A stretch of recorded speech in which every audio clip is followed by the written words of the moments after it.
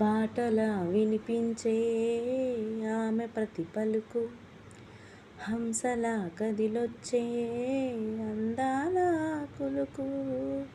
వెన్నెలే అలిగేలా అతని చిరునవ్వు, చీకటే చెరిగేలా కంటి చూపు.